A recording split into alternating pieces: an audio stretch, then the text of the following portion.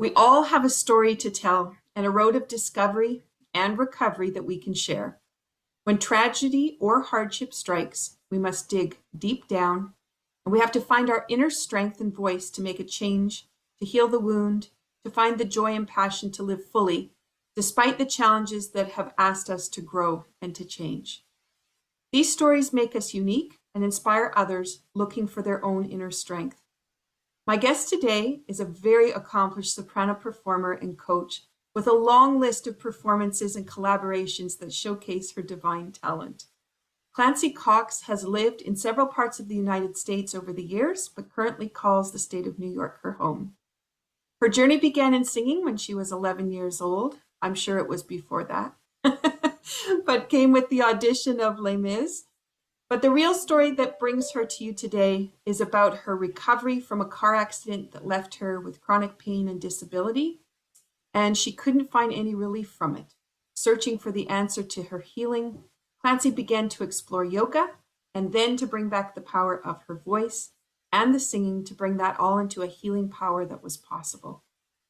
Prepare yourself for some personal discoveries today as Clancy weaves us through our innate healing potential through the power of sound. You're listening to Be Well with Michelle Greenwell, and this is Season 2, Episode 12, The Power of Healing Sounds with Clancy Cox. Clancy, thank you so much for being here today. It is lovely to have you. Thank you so much for inviting me. I have been so honored to be asked and to think about what I might share with your audience. Oh, it's beautiful. Now, we always start with a cup of inspiration. So what have you got today in your mug? I have this mug that I think is beautiful. I think it was created as a collaboration with the New York Botanical Gardens. So it has this really pretty print on it. And I'm drinking thé des moines, which is supposedly a blend of green and black tea that was created for Tibetan monks. So I try to ease on the caffeine as we get through the day. And so the mix of the green and black tea is really nice. Oh, beautiful. And the botanical gardens in New York, I've been there. They're Oh, just so neat. amazing. Yeah, Yes. yeah, beautiful. I chose Rising Tides today from my Tea with Intention line of teas. And I did that because of the waves of the ocean and thinking about the sound waves that we're going to create today and what that frequency can do for healing. So Rising Tides is one I always go to when I feel like I just need to kind of be wrapped in the ocean.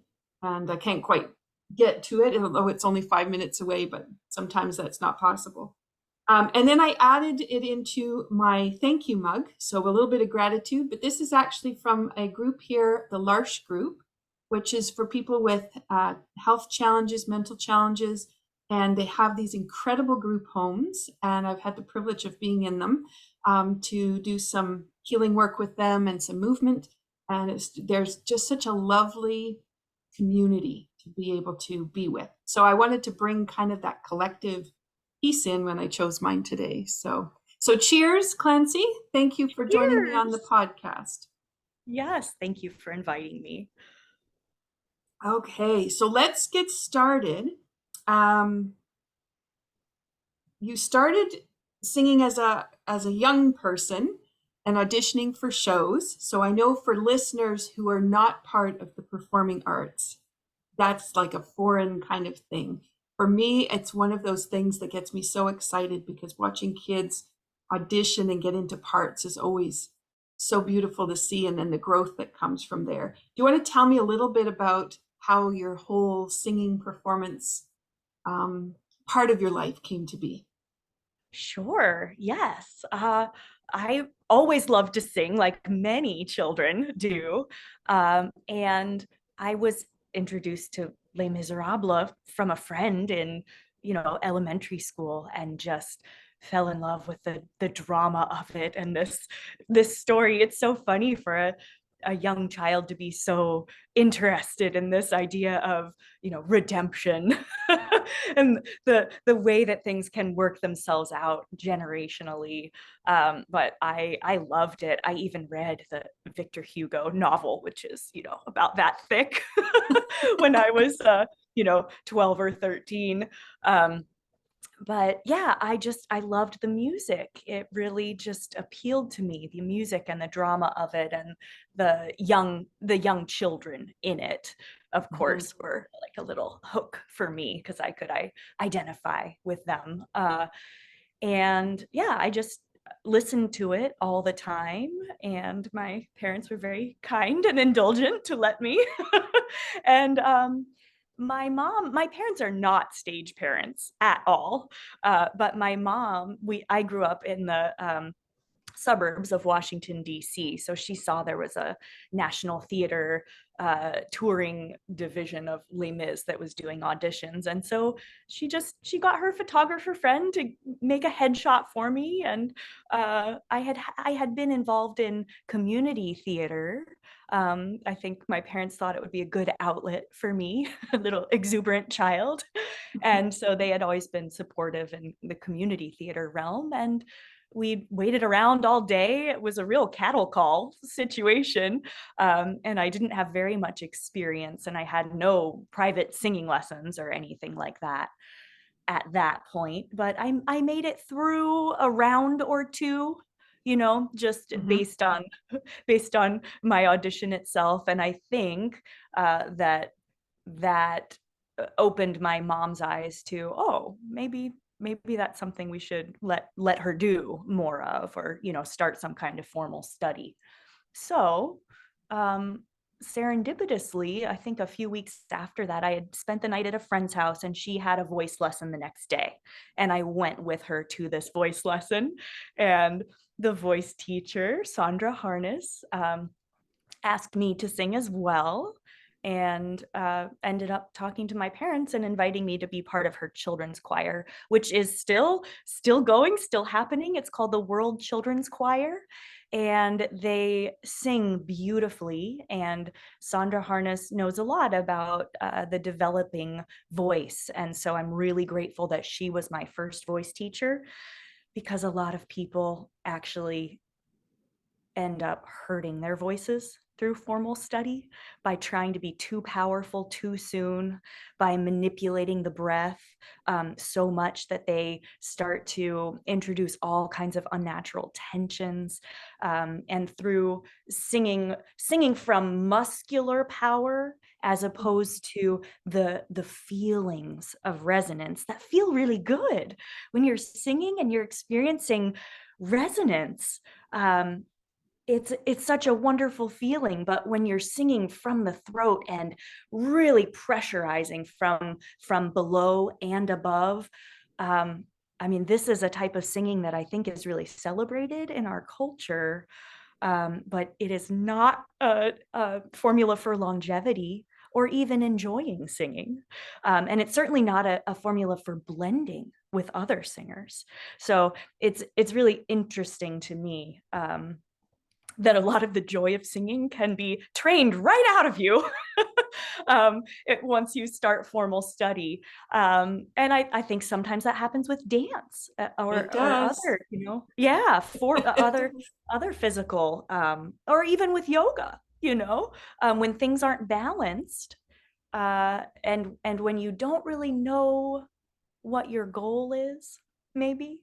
Mhm. Um, but yeah, I really find singing as a wonderful tool to get back in my body. But I can tell when people are using it to further get out of their body. Um, Mhm. and I think that's what leads to vocal issues, vocal problems, people losing their voices. Yeah. So yeah, Yeah. but you can actually sing your way to better health with certain vocal exercises as well that are very therapeutic. So That yeah. leads to a really interesting, because that was one of the things, as a dance instructor. There was the way I was supposed to teach certain things, but things didn't resonate with me, which is why I ended up developing the tools that I did. Um, but wouldn't it be delightful if, yeah, if, the singing, the innocent singing that children do, if you were to able to just bring that around to that healing component first. And then they say, now I want to do more. But they already have that resonating inside. Instead of they're singing along with the nursery rhymes at the beginning or some of the pop songs that they're going to be listening to on the radio, but then to really shift it. Yeah, that's a really interesting idea. Mm-hmm. Yes, I, mm, due to some, I think, of the habits and tensions that can come in when you're classically trained from a young age. And I don't know if it's like this everywhere, but when I went to undergraduate school, there's the musical theater is completely separate from the classical track. Mm-hmm. The more, and if you're a singer, the vocal performance seems to be all about opera, which is beautiful. It's a beautiful, rich, wonderful tradition. However, I really think that students should be aware that when they're pumped into that track, do you have the kind of voice that's going to be able to sing over an orchestra 5 times a week, 7 times a week?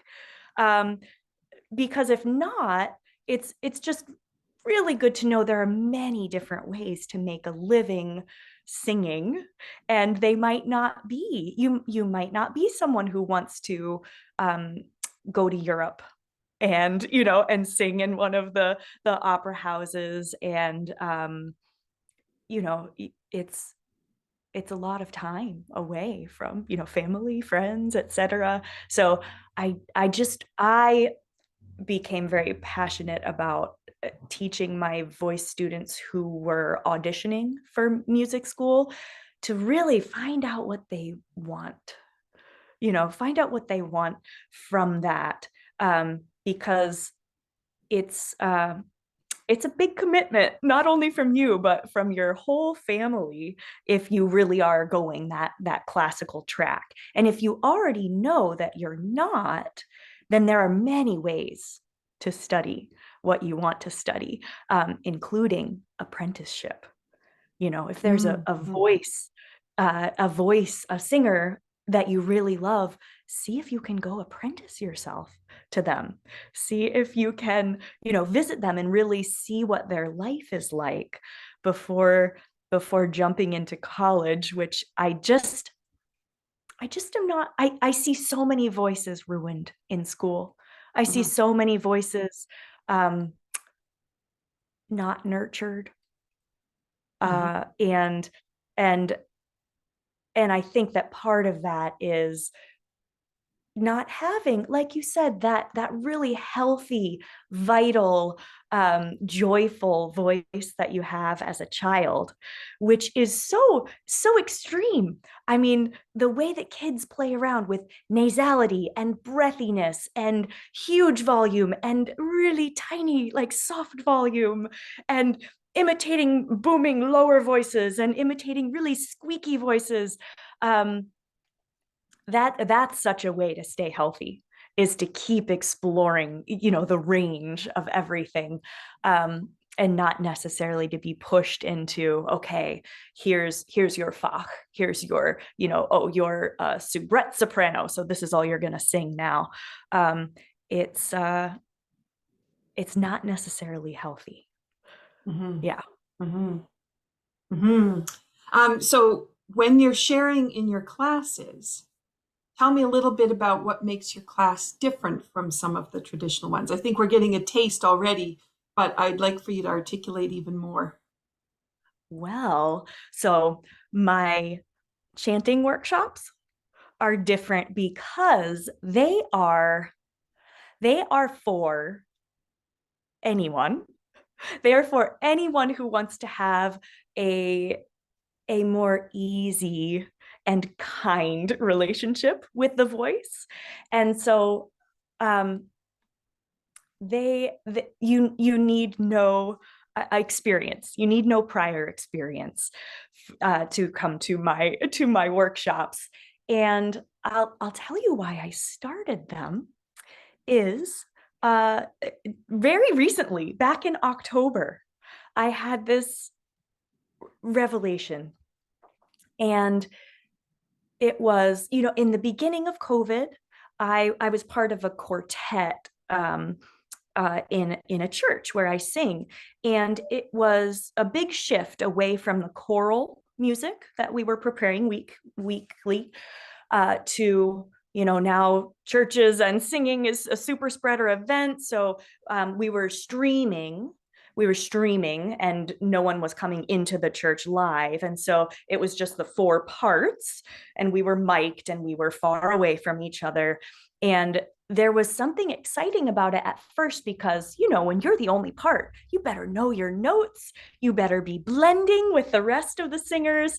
It was a real project, every week, that I just really could embody the music that we were offering.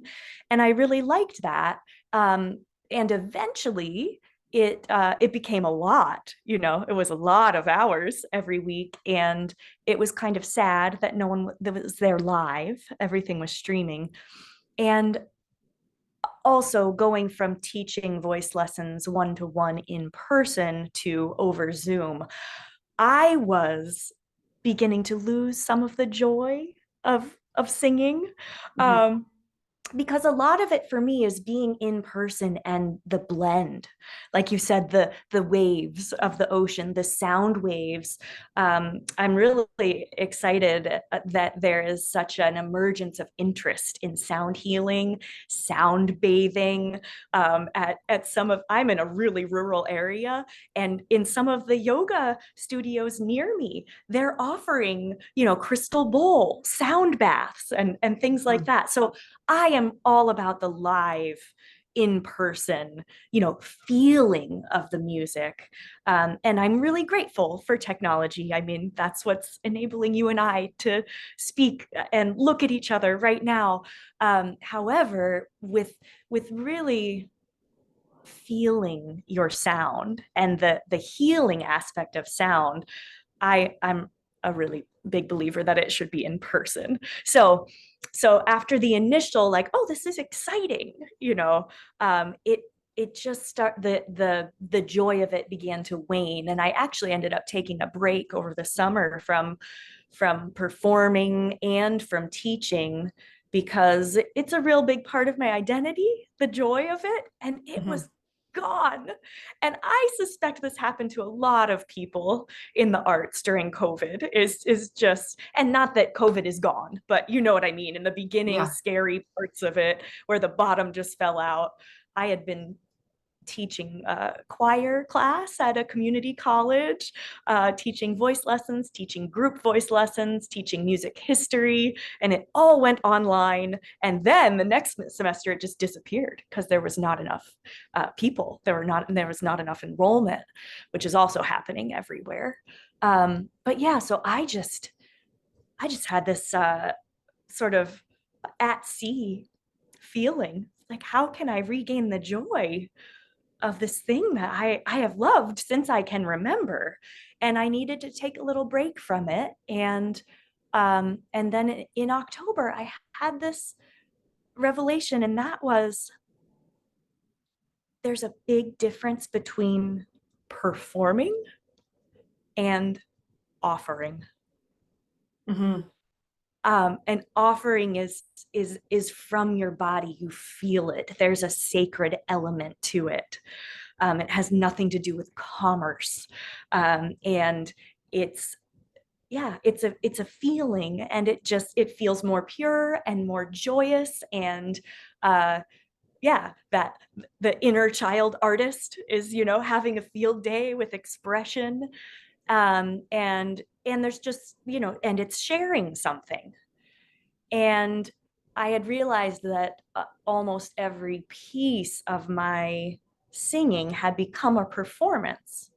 And I want to say I'm really grateful for all of the performing opportunities that I've had, because I think that being able to overcome nervousness, over and over again, having to realize the ways that I can get in my own way in terms of anxiety. And so much of it has to do with intention. You know, if I'm what I learned in my mid 20s when my stage fright finally began to ebb is that the key to that was picking my own repertoire and Mhm. just saying, oh, I love these art songs that are, you know, I love Robert Schumann and Clara Schumann. I'm going to do a recital that is composer couples, you know, so putting that together and putting a sort of music history lecture piece of things in together with this music and offering the context of it and just explaining why I loved it so much, why it spoke to me. Now that was when, yes, it was still a performance, but I was sharing something real and authentic that just lit me up. And that's when it really became, you know, worth it to figure out, how do I get out of my own way and just share? You know, how do I make this an offering instead of a performance? So yeah, as recently as October, I just said, I need to find a way to get back to offering. Mhm. And I'm grateful to be able to perform, to be able to stand up in front of people and share something. um, it's a wonderful thing to be able to do, but how do I get back to that offering? And that's I it coincided with a chant workshop that I went and did with Jurian Hughes at the Kripalu Yoga Center in Massachusetts, not Mhm. to be confused with the Kripalu Yoga Center in Adams, New York, which is quite near me, and where I'll be offering some chanting workshops in March, April, and May. But I just that was a big thing for me, and I wonder, I would bet that that many people are going through something like that during this strange COVID time. You know, you have these easy explanations for, you know, oh, people aren't working, people don't want to work anymore, all of these things, and I'm thinking, no, people want more offering in their life. They realized the extent to which they were performing and how that performance is missing something, you know, Mhm. performing in their job or in their roles, um, you know, any number of roles, you know, family, friend, parent. I think that people are maybe there's a collective, I feel that there's this collective sense of something's missing. Where is the joy? I think of that Talking Heads song, you know, the you know, is, you know, is this my beautiful house? This is my beautiful wife. Like, you know, the days go by song of just Yep. waking up in Yep. your life and just thinking, how did I get here? What is Yep. this? Yep. So yeah. So I just thought, I I love chanting. Chanting is, it's a puja, it's an offering from your soul. And it's very much in the yoga tradition that I was trained in. There are chants. And so I would love to offer some call and response chanting that is simple to do and that your listeners would be able to do at home. Would you be interested? Oh, this sounds very interesting. Absolutely. Okay, cool. So yeah, there's actually a few pieces before the call and response that I would love to just share. Um, I'm wondering if my heating system is loud. Shall I just go turn it off so that it's not in Sure. the background? Okay, sorry about that. Sure. While she's doing that, I just thought I would comment about giving an offering. And very often in performance, we often say we give a performance, which is expending that energy to the audience. And then we have offering. And so what Clancy's really talking about is something in the program that I developed with Natasha Polomsky, my business partner, raising bioenergetic awareness. We actually go through some exercises on the difference between giving and the offering, and how people receive something that's given to them and how they receive something that's offered. It's quite an exercise, and it's on the part of the person who's giving or offering, but then also on the receiving end. And there's a lot of real personal development you get from it's just two words, right? But it's energetically, it's not. It's completely different. And I'm sure many people who are performing on a regular basis, that the way that they survive is by finding that joy and that love of the offering, because otherwise you would be so depleted at an end of a week of giving that it would be really hard to maintain a career for a long period of time. Oh, yes. And I think that's what made it hard is during during COVID when there are no live audiences, so you don't have that exchange. Yes, as a performer, a musician, an artist, you are offering, but it's not an offering unless there's someone receiving, right? Yeah. Yeah. um and yeah, and that exchange, I think that's the thing. The offering, there's an inherent connection in Mhm. offering, whether it's between you and your spiritual belief of whatever the divine power is. So there's that relationship between you and the divine, or you and other other other people who are also divine creatures. Yeah, that connection is so important, and figuring out what feels good to you, what feels good to you personally. And yeah, I think we're in a time of imbalance in terms of giving and receiving.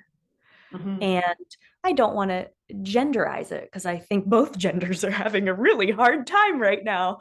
Uh, but I do see, at least in the culture that I'm surrounded by, that the divine feminine is really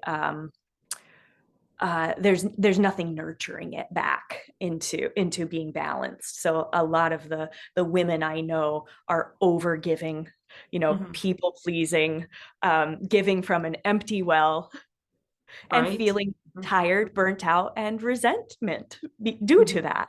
And Yeah. so that's another thing. Chanting, I think, allows you to receive more than you're giving out, and just fill up your well so that you have something. And we should all be giving from an overflowing well if we want to stay healthy and not resentful, Mhm. that Mhm. somehow we have to find a way to fill our well. And for me, that has always been singing, kind of pulling in my attention from everything else, and just, feeling that boundary around myself, this little force field, and filling up, getting connected with source as I feel it, and the tones and the vibrations of singing, and how you can feel it in your own body. If you put your hand to your throat, you can feel that buzzing. um, Mhm. and you can feel your breathing if you put a hand right, on your low belly. So yeah, but before getting into that, let's just do a simple three ohms. So they're different tones, and I'll start one, and if you want to join in, we're just gonna ohm until we run out of breath. And I invite you to breathe through the nose in between. And yeah, you'll hear me do the next tone and then just join the next tone. So it's three ohms. Okay.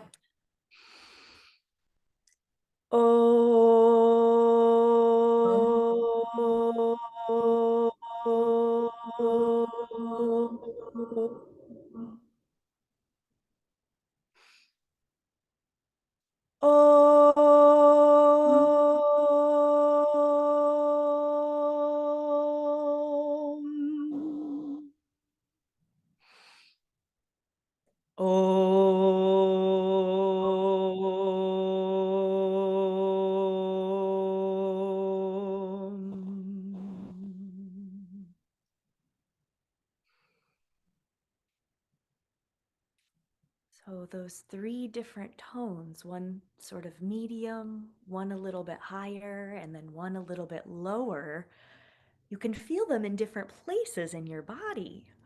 Mm-hmm. And hopefully in the show notes, or there's some way that your audience who hasn't read the article that you wrote about the different tones that are ascribed to different vertebra.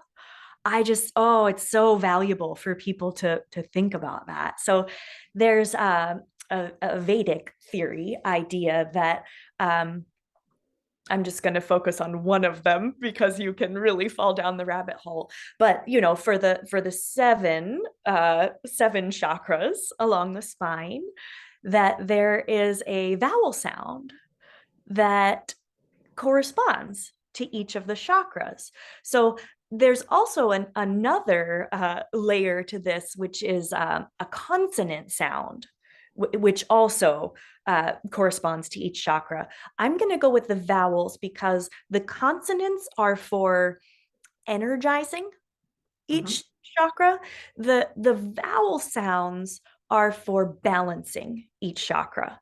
And so if anyone is working with someone who is so attuned that they can say, oh, your third chakra is, doesn't have enough energy, so we need to activate it, then they would be maybe working with you with those consonant sounds. But because we are in the format we are, you can't really overdo the balancing, calming part of things. Mm-hmm. And from what I see, um people are overdoing most of the time, it seems like. So just calming and balancing. So the idea is the first chakra, so the root chakra, color red, that the vowel sound is O. The second chakra, so the color orange, and it's where your reproductive organs are, creativity, that one is U. So those lowest two are U and O. And then coming up to the solar plexus, so how you show up in the world, the color yellow, that is A. No, that one is Ah. Sorry, that one is Ah. And then up to the heart, green, A. And then the throat chakra is E. That's the color blue. And then the next two are not exactly vowel sounds, but they are liquid consonants. So the idea of the third I is M sound, and the crown chakra is an N. In some lineages, it's an NG sound, with the tongue up in the back. So there's one chant. The words are Om Namah Shivaya, and they actually correspond with the chakras coming down. So I'll do it once and then we'll explain it, and then we'll just do it a few times together. So if you're chair bound, then that's just fine. I would invite you to place your heels a little bit forward of your knees and just feel how that feels on the spine. Sometimes if the heels are kind of tucked under, then we have this curving and forward kind of collapsing of the body. But when the heels are in front of the knees, and ideally our hips would be higher than the knees, but in many chairs you won't have this. In your car you probably don't have this, but that's ideal if your hips can be above the knees ergonomically. But that's okay either way. So inhale the arms up. Om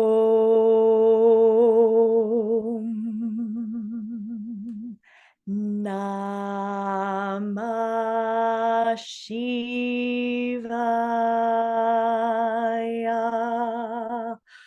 Om.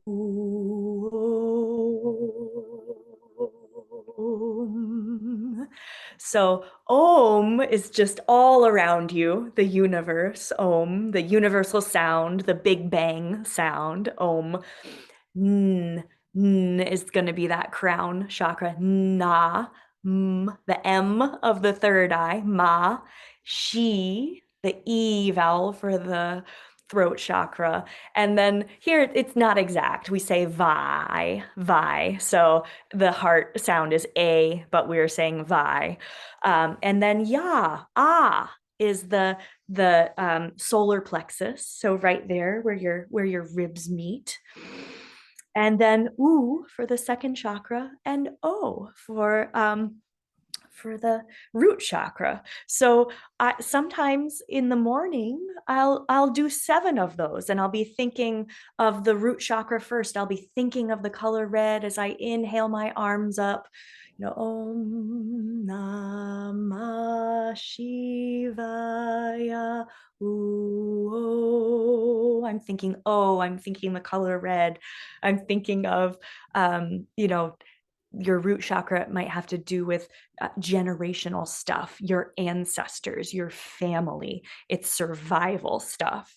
So just thinking of that O and the color red, and just letting things be at peace. And yeah, so I do that for every chakra. And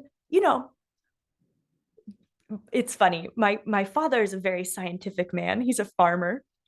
And so and my mom just she gives me a lot of, or always has given me, just a lot of leeway and creativity, and just hears me out with my spiritual ideas and my spiritual seeking. And it's funny because I sort of have them both in my head. And with yoga, it's wonderful because there's so much current Western scientific research that shows that these thousands of years old ideas are actually scientific. Yoga is a science. But what I love about chanting is when you know the words to something, and you're no longer worried about the words, and they're just kind of flowing, and you can be sort of on a physical autopilot because there's just a muscle memory of how the words feel. There is this beautiful coherence that starts to happen between your heart rate variability and brainwave states. So chanting is a way that, in this world where anxiety is a real problem. I forget what the number is, but so many people just self-identify as being anxious, as really feeling it in their body, and that it is it's hurting their quality of life, but Mm-hmm. but you do have these tools, these beautiful tools, and they're free, and you can do them by yourself. Don't do them when driving, but in a little place in your house by yourself, you have access to these amazing tools that are thousands of years old, that actually can help your heart and brain fall in love with each other. And I just love that. I think it's very powerful. There's many things we are not in control of, but that you are always in control of your own state. You can always make a tiny choice to just shift your mood in a little better direction, a little more supportive feeling. And what I love is, I just spoke about having, each of my parents' voices in my head, and my father being like, well, that's not very scientific, honey. I'm like, actually, Dad, is. The chakras, they're actually major nerve centers of the body, so there is, physical science and anatomy that shows that these ancient symbols are really helpful and true. And when you have something that you need to say to a loved one, and it's hard to say, you can feel that block. You can feel that pain and that block, and it's hard to swallow in your fifth chakra. I mean, that is energy that when you finally do have that hard conversation, you feel it. You feel the relief physically in your body.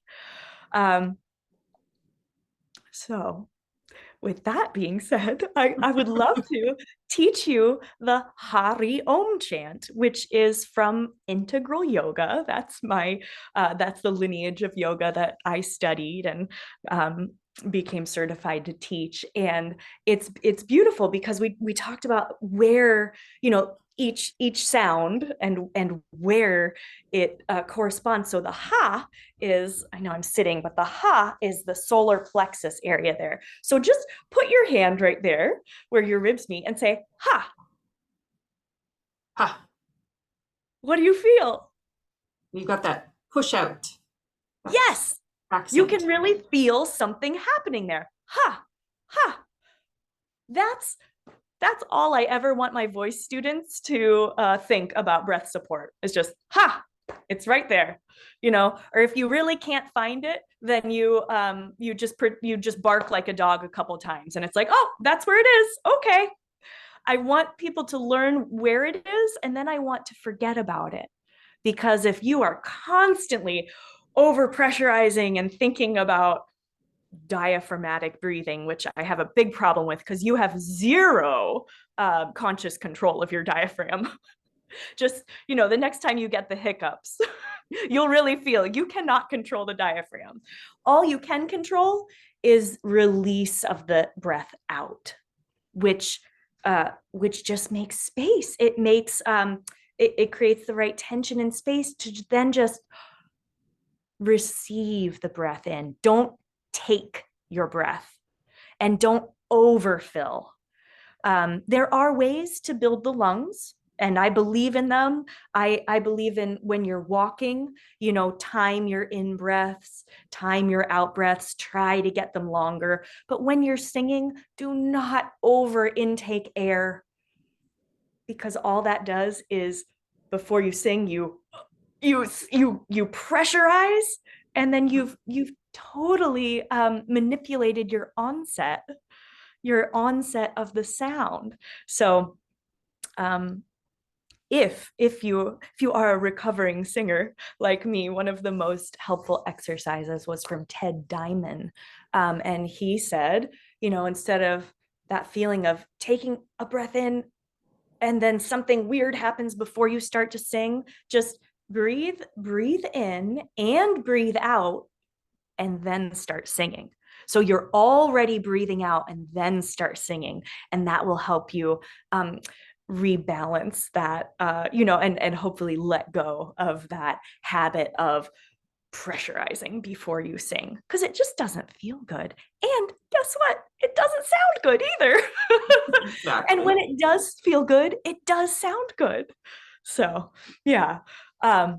Anyway, sorry, I got off track. I'm having such fun talking to you. So the ha is of the ha of the Hari Om. So I think of, if you've ever done karaoke, that horizontal bouncing ball that shows you what syllable you're on. So I just turn it vertical. So for the ha, you've got that at the solar plexus. The ri brings that energy from down there up to the throat. And the om is, the M sound of the third eye, but the om is all around you. So you're really lifting the sound, and the karaoke ball just keeps moving from ha, ri, om, ha, ri, om. So I'll have my hands in when I'm doing the first part of the call and response, and then I'll open my hands and we'll do it together for the response. So I don't want to go too low. Okay. Hari Om, Hari Om, Hari Hari Hari Om. Hari Om, Hari Om, Hari Hari Hari Om.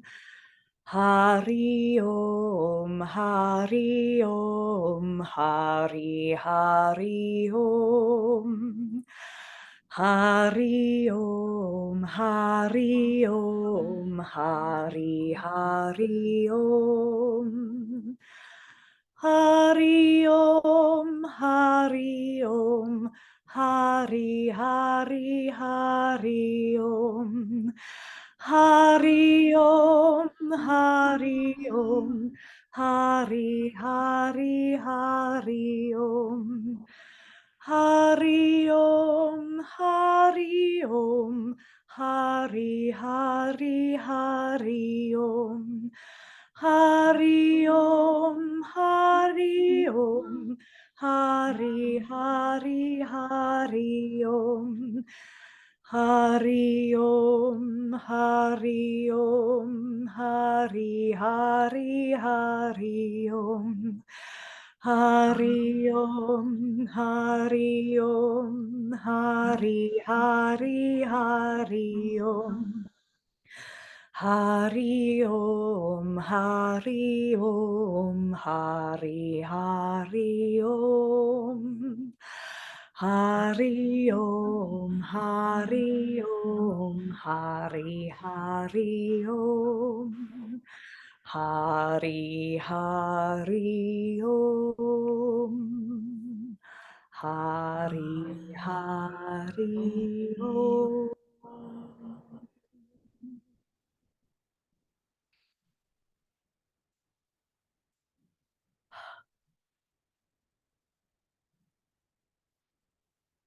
I'm giggling thinking about my family will be saying, Mom sang.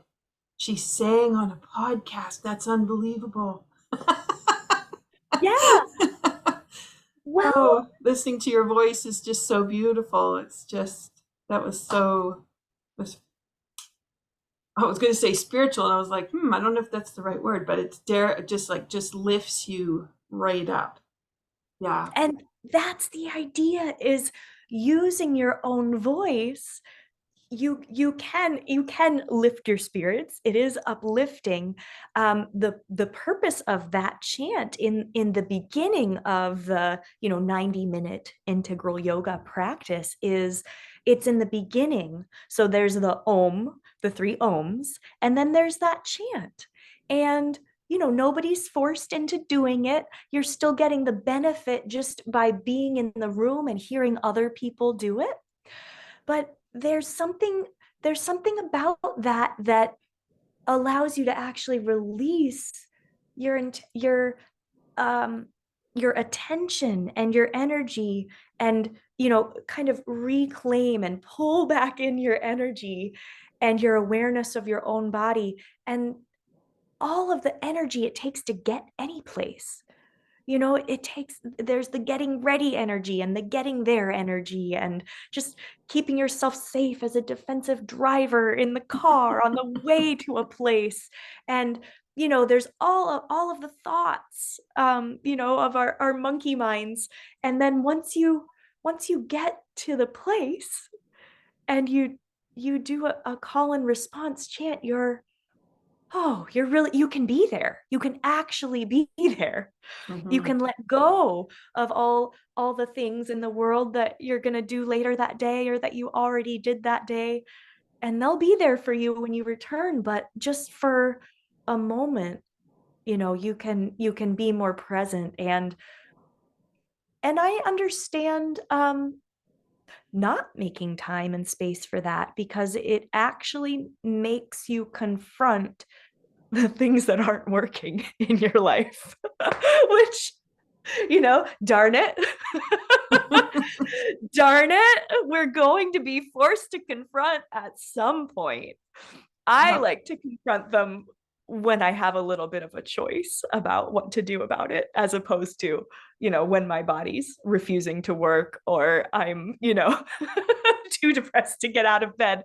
I prefer to come back into my body and check in, and your body will tell you what needs to change. Um, Exactly. yeah, yeah. Yeah, you don't need to look outside for it. It's you really do have all those answers, but just the idea of attunement, it's such a musical word, tuning a stringed instrument, we do that with our spines, Hmm. just simple breathing, inhaling, when you're extending, and exhaling when you're flexing. Um, you're tuning your spine. Yeah. Hmm. And yeah. It's interesting that you said it that way because I never actually thought about the breath in the response necessarily of tuning the spine with the breath. I've thought of it different Oh, tools, right? But just the way you said it, um, because often too I'll be doing things with how much space is between each vertebra and put that space within it, and that happens with the breath. Because if you're not breathing well, the space gets smaller and compact. But when you expand that, then you have this lovely resonance space for the yes. frequencies of each of those bones to be able to vibrate at. Yeah. Yes. Yeah. And that's so that's neat. That's neat that you bring that up, because yeah, I have my students do some plane crossing exercises, and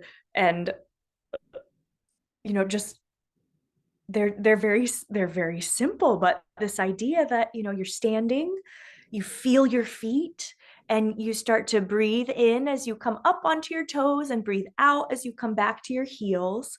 So you're actually doing two planes right there. You're going up and down, and you're also coming forward and back, and you're breathing that whole time. Um, in our modern lives, almost everything is in front of us, and almost everything is coming at us, with screens. So we are intaking a lot of information, both through our ears and our eyes. And that's another way that chanting, I think, can really help to balance the nervous system, is that you're creating something from the inside. So Mhm. and you can close your eyes and chant. You can give your eyes a rest and sort of balance the way that information is incoming and the way that you have to process so much information. Chanting Mhm. can be a little bit of a break from that, and the words are usually very simple. um, so there's not a lot of mental energy to memorizing them. It's just yeah, they're just usually very simple, very pure vowels. And yeah, Mhm. they help you move that energy along the spine, and connect your chakras too. i mean Mhm. how many of us identify with, oh, I'm in my head, I'm just in my head all day long, Yes. Yep. I'm so cerebral, and then, maybe other people say, oh, I just make these emotional decisions, my head and my heart are not connecting. My heart will make a decision that my head regrets, or my head makes a decision and I didn't really think about how I'd actually feel. So yeah, how beautiful to have, chants that connect those, Mhm. all the chakras being in balance is important. But I see lately a big disconnect between people's hearts and heads. Mhm. Mhm. Yeah. Yeah. Yeah. And you're right with that idea of what's coming at you and then what you're bringing in.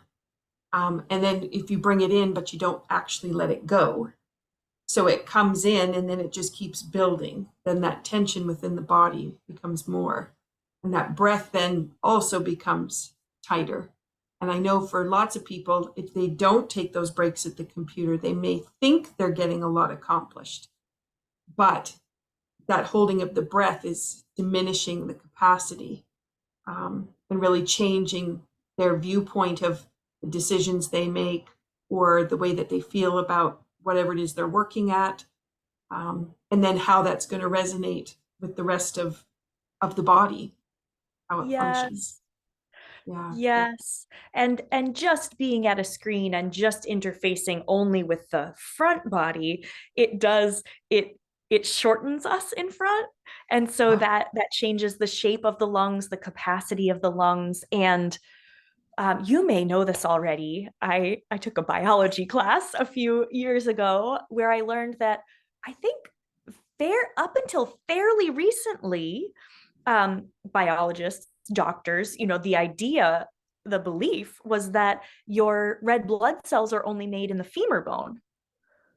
So red blood cells completely important to how you feel and oxygenating the body.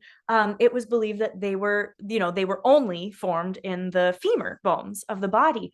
But now I think maybe since the 60s, it's been known that as much as 30% of your red blood cells are actually made in the lungs, in only in the epithelial cell, the very outermost cells of the lungs, but that you're making red blood cells there. And so of course it feels good to sing because you're breathing, and it just it opens up your chest and gets into the apex of the lungs. So yeah, that arm motion that we did before Om Namah Shivaya, I mean, just doing that.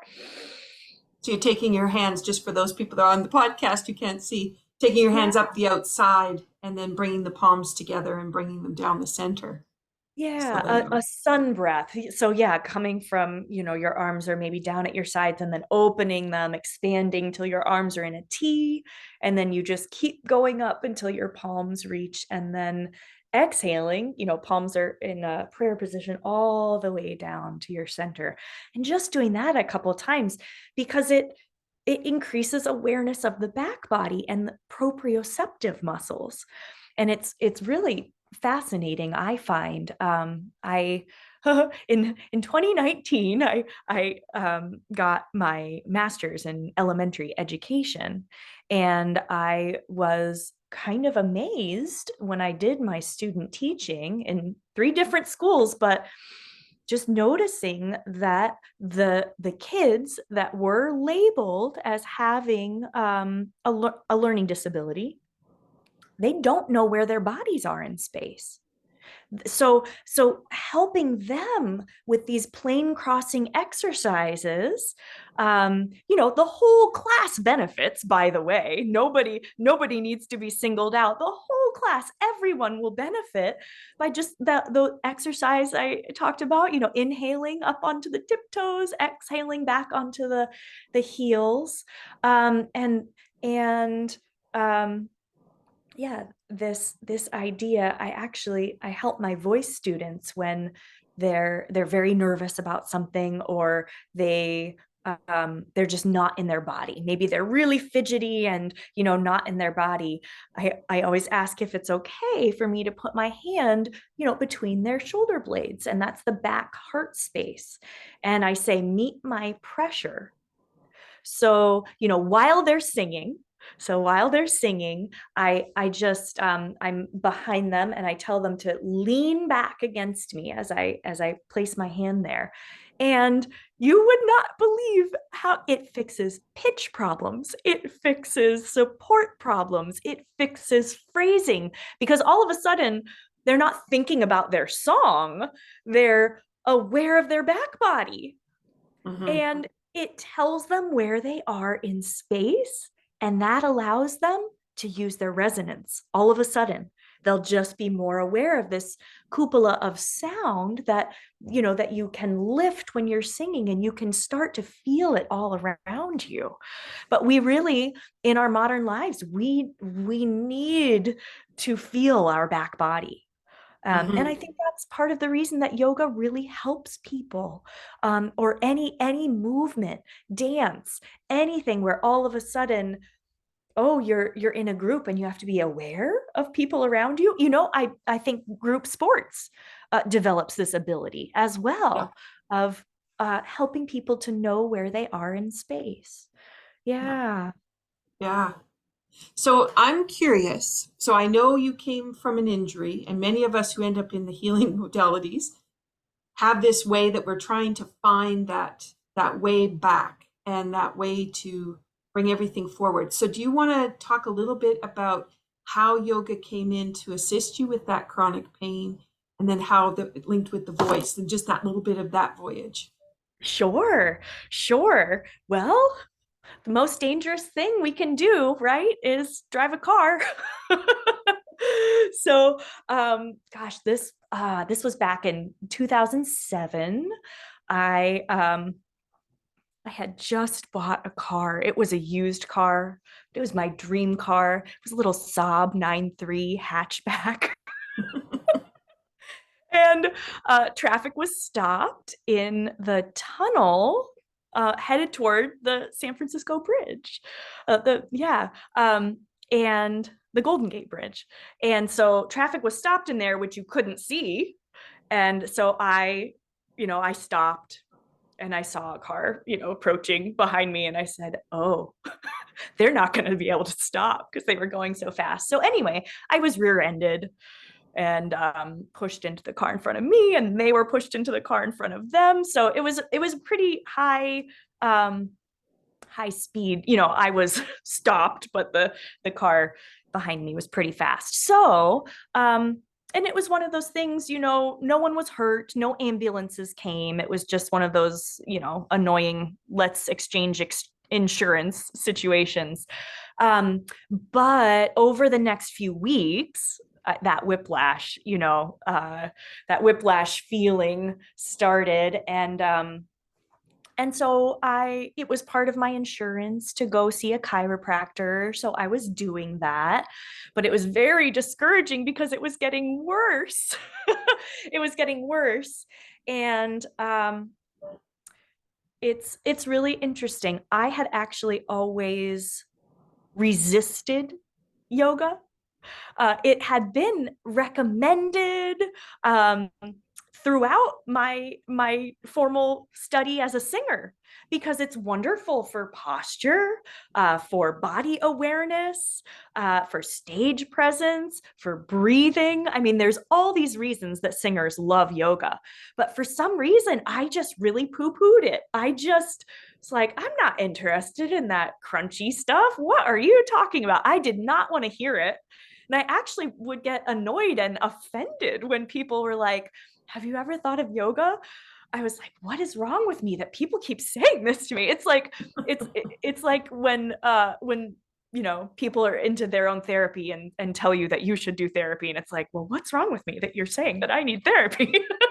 So yeah, so I had always resisted it, but even going to a chiropractor, I think was 2 or 3 times a week for many many weeks, and I was not getting relief. And I just thought, well, I have a yoga studio a couple blocks from where I live. I'll just try it. So it's amazing how chronic pain will open your mind, to say, "Oh, what can I do?" um, and yeah, and I went, and it was amazing to me now when I think about it, how self-conscious I was, and how long there was a real disconnect. I was not in my body. And I don't think it was just that car accident. There are many reasons we vacate the body. you know, uh, and yeah, trauma is relative, but I think a lot of us have trauma that makes our body not be a place we want to be. And Mhm. I think that car accidents are hard that way because the body just says, "Oh, this set of muscles hurts, so I'm just gonna kind of like withdraw from those, and then other muscles can overcompensate." And then you have this imbalance in the body, but you're designed to run away from an event, right? Your human body evolved to be able to run away, repair later. But Mhm. I think with car accidents, it's such a weird thing for how the body did evolve. So I think the brain actually disconnects with um with the muscles, or the area that got hurt. Which is why muscle testing, works for some people. If a practitioner really knows their anatomy and they say, meet my pressure, and they can figure out, oh, their brain is really disconnected with the supraspinatus, what's going on here? Anyway, I would have to arrive 20 minutes early so I could get a corner spot because I did not want anyone looking at me. I did not want to be, up front and center. I felt so disconnected.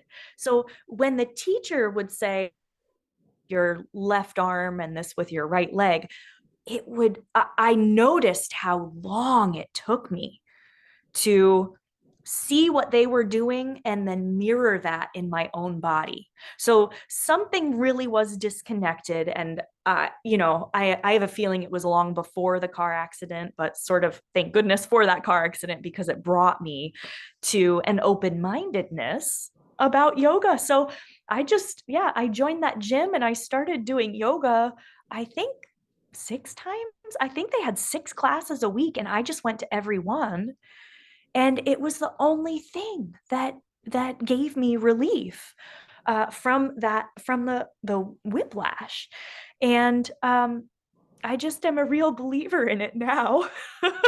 And I noticed too that if I go a few days, I have a whole morning practice, but if I go a few days where I skip it, I can feel it. I can feel it in that area that did get hurt in that accident. So I know that daily practice really does help me keep my brain connected to those muscles and help me stay free of pain. So I really believe in it. And I didn't know, I had that very Western idea of yoga as Mm-hmm. just it's a physical practice. Very few of my first teachers included even an om in the class. So it was really, that's part of Movement that based. That California ideal of, get that yoga booty, get that yoga body. Um, but I'm really glad that I was open-minded enough to do that. And then every once in a while, a teacher would include a little chant. And I was in San Francisco. There's a wonderful Bhakti yoga teacher named Rusty Wells. And I went to one of his classes, and that was one of the first time. I mean, there were people drumming and there was call and response chanting, some of the more intricate ones. And I just thought, wow, if I had come here a few years ago, I would not be into this. I would be questioning it all. I would be not having a great time. But because I yoga had helped me so much with the physical pain, it opened my mind to some of the more spiritual aspects to it. And I'm so glad. I'm so glad because it adds so much to my life now. Um, go to a wild bhakti yoga class with chanting and live drums, and you really just feel so great afterwards. It's wonderful. I had the privilege of several times doing drumming with tap dancing. Oh, And cool. it's the same actual response too. And in my work with dance and movement, the what you can do with your feet and what tap dancing can do for your body is so amazing. But you add the drums to it, and then you just let go of the habits or the patterns that hold you in your movement positions, or the way that you move from one position to another can let go because the drum just pulls you out of those habits that have saved you and held you in that safety position, and show you that you don't actually have to be there anymore. And it's such an interesting experience, but the drums are so fabulous. Yeah. Yes. Yeah. And it probably does have to do with those sound waves. Mhm. And drums are pitched. So yeah, the actual pitch might be allowing, yeah, more freedom with some of the, some of the vertebrae. That's beautiful. And that Yeah. makes so much sense. My last yoga chanting workshop was so fun and wonderful because there was a woman there who she just, when we learned the chant, she just started drumming on the floor with her hands, and you could feel people just respond to that. And then because she was doing that, other people felt free to do something rhythmic. And then other people started adding a harmony to the chant. So yeah, I mean, I just think that's part of what makes us human is, experiencing those rhythms and not just having to process things from the outside coming in. But I think that the key part of um, of healing from a lot of different things that hurt us is Hmm. creating something, even if it's just a little sound with your voice or a little rhythm on the floor, but just you're creating that's coming from inside of you. So instead of just everything coming in, you're creating something and putting it out there. I think that's really important to balance in our lives, and a key part of not adopting a victim narrative about the things that have happened to you. um, I think I I see a lot of people stuck there. And Hmm. that's another reason I want to make chanting and using your voice more accessible to people, is that it can get you out of that victimhood narrative. Hmm. And you may have been a victim, but you can choose. You can choose right now to create something else, to create a different energy in your life. And one of the first steps is just saying, I have a lot more control over how I feel inside, Yeah. and I can have these little tools. I can chant, or I can tap a little rhythm, or I can move my body, and not just stay stuck, literally or figuratively. Yeah. Exactly. Yeah. Yeah. And I'm thinking back to at the beginning of our conversation when we were talking about performance and offering. And one of my privileges being in New York one visit was to be able to attend a show where every seat had a drum in it, and Ooh. you were expected to create the performance, and it was such an enlightening experience. And you're expected, one side of the room is going to play this rhythm and the other side's got to play this rhythm, so you better be ready, and you better be ready to like give it with your all. And so they weren't accepting just a little bit of participation, it was like wholehearted. And anyway, that was one of my favorite shows, because again, it wasn't about you're there to watch the performance and to clap at the end and say thank you very much. You're there to participate, and they're offering you the opportunity to be involved, and you have the opportunity to say, yeah, I want to be involved, and I want to be involved with this whole room at the same time. And it's one of Yeah. those things that really stood out for me. um, in the different performances I've seen over the years, and the things that I actually can remember, and the ones that I went there but I don't remember much. That always stands out. Yeah. Yeah. And the other thing is, yeah, you're not just an individual in your seat, yeah, passively accepting the entertainment. You're connected with everybody, and Yeah. you can feel it, and you can feel it when you're off too, right? Like, oh, my rhythm is not the same as, somebody next to me. And you get elevated by someone who does have that, innate sense of rhythm. You can be elevated just by, being near them. And I think that's something we do with our voices too. You would think a group of people singing, that it would somehow magnify any of the dissonances, magnify any of the voices that maybe are under the pitch or over the pitch. But actually, it somehow smooths out any of our you know, quote unquote imperfections. It smooths them out, and the sum is bigger than the parts, you know. And I think that's something so beautiful about singing, about the vocal arts, is that we create something more beautiful together. Yeah. um yeah, And it's yeah. even evident in the couple examples that you gave us, because there was no way I would have been able to hit the pitches that you hit. But because you led, it was like I could find my way into that note, right? And then hold the Neat. note.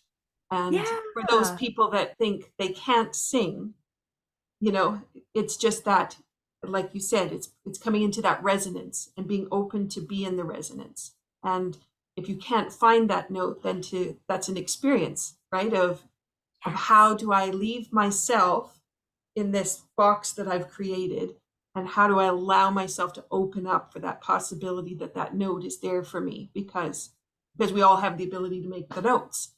um Yes. yeah. Yes. Yeah. Oh, I love that. Um, yeah. Hearing someone else do something, seeing someone else do something. Mhm. Yeah, that holding that space, you know, that space that's built.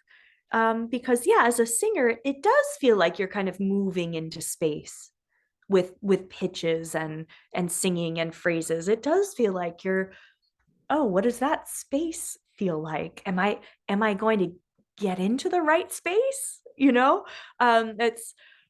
it's a really neat combination. Again, a balance of what you're creating, you know, what you're sounding and what you're hearing. Mhm. And I love that you can be in a group of people and your own voice gets lifted and elevated because you're listening to what's happening around you, as well as creating sound from within you. Mhm. Yeah, I want people to experience that. It I think it's a pretty common issue that people have, that they think they can't sing. Mhm. And I would just love for people who think they can't sing to, you know, be very courageous and, you know, go to a chanting workshop or anything where you can sing along, you know, and not feel judged, and, you know, just sing along And just quietly and just, participate. Yeah. yeah, participate and just feel your voice.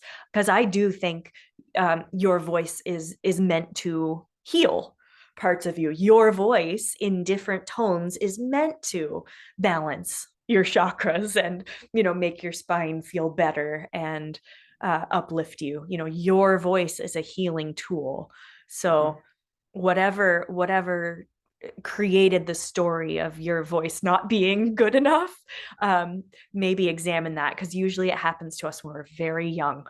We are very young and we didn't even know that we gave our power away to some authority figure, but, you know, some judgment came down about our voice and we really internalized it. But yeah, my appeal is just, please let that story go if you can. And, you know, even if you never do it with other people, just humming to yourself, or, you know, the 3 ohms that we did in the beginning, just Mhm. experimenting with what's the middle for me, what's a little bit higher, what's low, and where do I feel that in my body. I mean, that's a beautiful place to start. And you can do that, you know, without too much fear or embarrassment, when you're alone. But yeah, if Mhm. that can lead to actually going and being with other people and hearing that, it's a Mhm. wonderful experience. I think it's very healing. Mhm. I know we could keep talking. I'm just like, such lovely information. And I think the audience will also, you know, I get to see you. So if they're listening to the podcast, they're not seeing the expressions and the way that you speak, but it comes through so beautifully in your voice. And I think that's another illustration of the way that you use sound and the way you use joy in how you share your information. Because even when you went to talk about the accident, you could see where the joy dropped, but how you brought it back. And I'm hoping that the people as they're listening to realize just what you can do with your voice and the way that you decide to articulate and how you can shift the narrative through that voice, because you did it so eloquently all the way through the podcast. So anyway, Clancy, would you share how people can find you and what you might be able to offer them if they're online, just so they know how they might participate with you? Sure, absolutely. So my website is my name. It's Clancy Cox, ClancyCox.com. And I have a newsletter that you can join. Um, and yeah, online, I'm trying to bring some more online offerings. I am doing in-person chanting workshops. I do work one-to-one as well. So you can email me. You can contact me through the website, or my email address is hello@clancycox.com.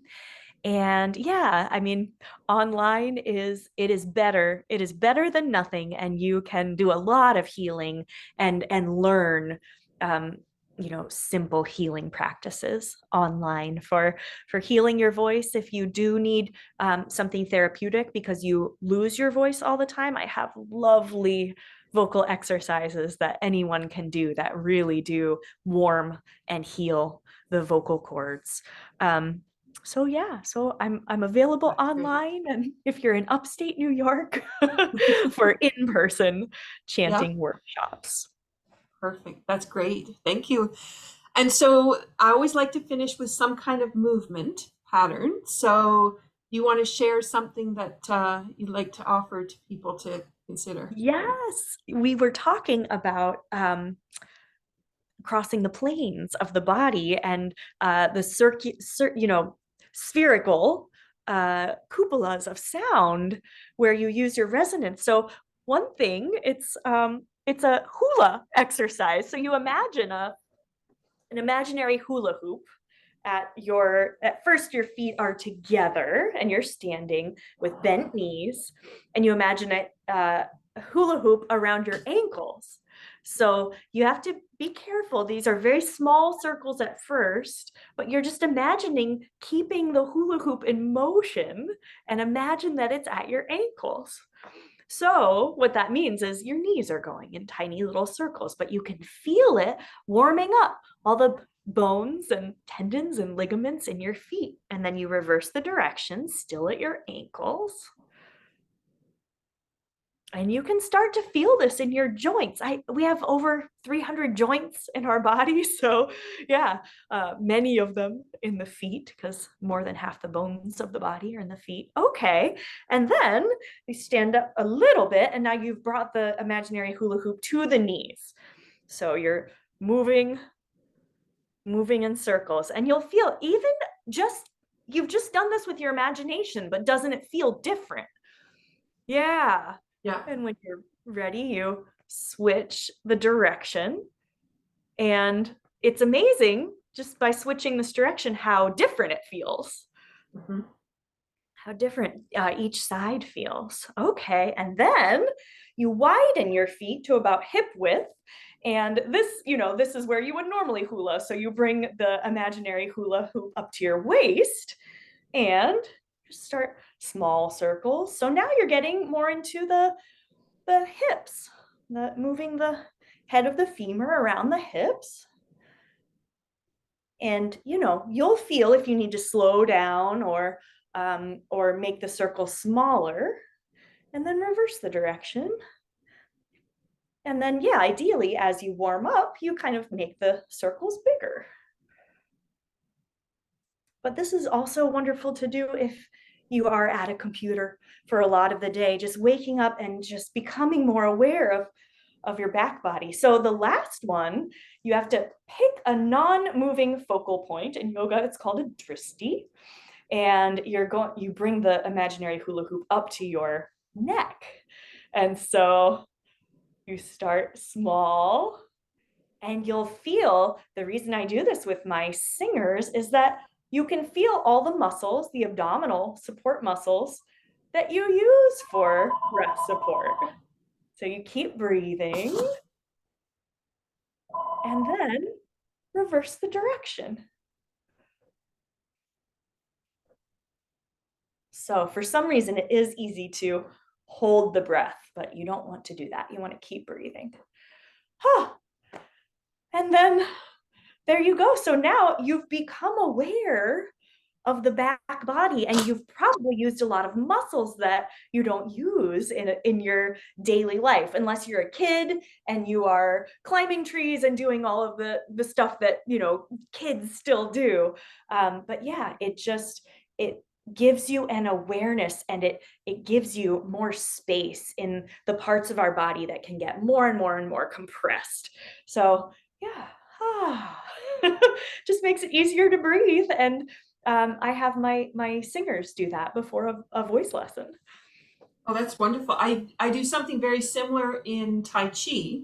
Oh, Um, and I have a pattern that I've built, Kundalini Rising, where there's a lot of that spiral. And we use spirals in Tai Chi as well for a lot of the movements. But what's interesting is I would use the foot sensors on the bottom of the foot.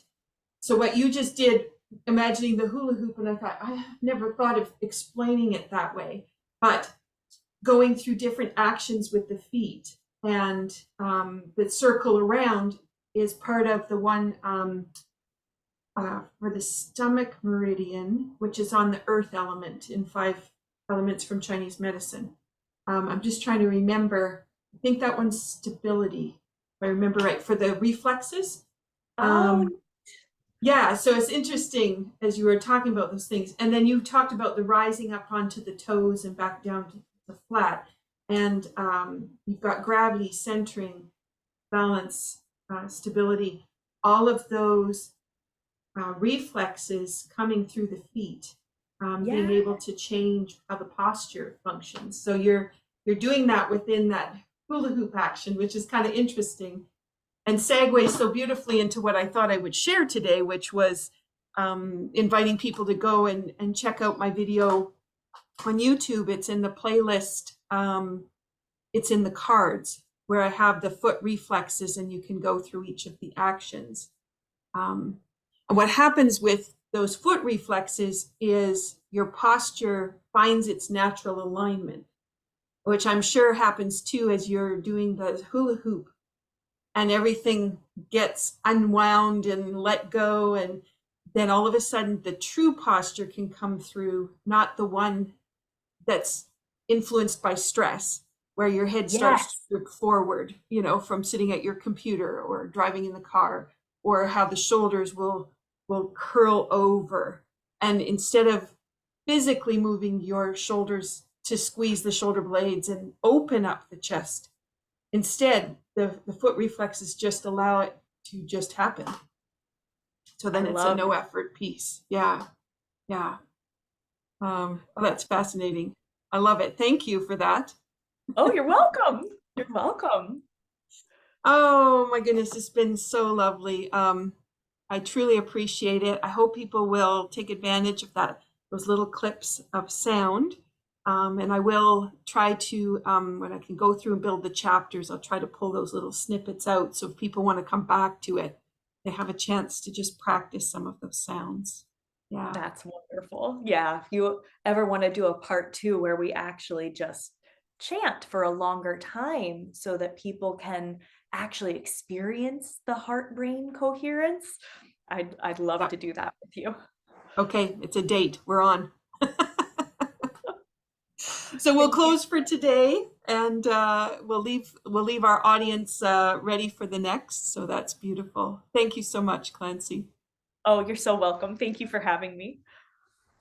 You've been listening to Be Well with Michelle Greenwell, and this episode has been sponsored by Dance Debut, providing movement programs to create a flourishing lifestyle while achieving your goals and ambitions and enjoying the activities on your bucket list. Also, this time was with Intend to Radiate Tea with Intention, where you can explore the power of tea, water, and intentions for healing. You can find the tea at intend-t.square.site. And Dance Debut is dancedebut.com, where I create resources, workshops, and presentations that ignite the passion for living through wellness and movement tips and tools. Thank you so much for listening, and we hope you're going to be singing through your day today. Take care.